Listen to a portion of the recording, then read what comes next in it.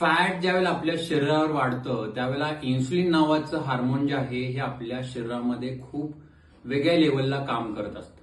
आता इन्सुलिन काय आहे? एक शरीरामध्ये सिक्रीट होणारं केमिकल आहे, त्याला आपण हार्मोन्स म्हणतो.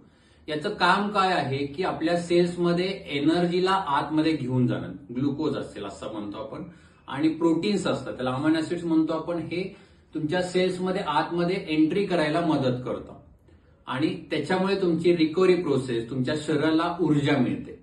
आता ज्यावेळेला तुम्ही अतिप्रमाणात खाता, जास्त कॅलरीज खाता, त्यावेळेला हे जे इन्सुलिन आहे हे तुमचे जे खाल्लेले अतिरिक्त कॅलरीज आहेत हे तुमच्या फॅटच्या सेल्समध्ये जाऊन ते फॅटमध्ये डिपॉझिट करून ठेवतात.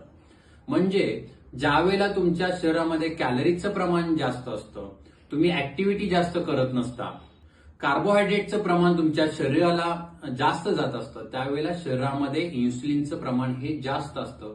यामुळे तुमच्या शरीरामध्ये फॅट वाढण्याचं प्रमाण जास्त असू शकतं.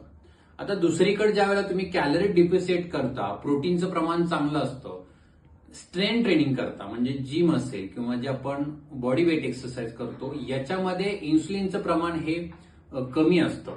यामुळे फॅट लॉस होण्यासाठी मदत होते, मसल मास हा टिकून राहतो. आता हे जे इन्सुलिन केमिकल आहे हे तुम्ही जर फास्टिंग करत असता त्यावेळेला याची मात्रा कमी असते. तुम्ही झोपल्यानंतर किंवा तुम्ही चालत असता लो टू मॉडरेट इंटेन्सिटीने, वर्कआउट करताना ही इन्सुलिनची मात्रा कमी असते आणि यामुळे तुम्हाला फॅट लॉससाठी मदत होते.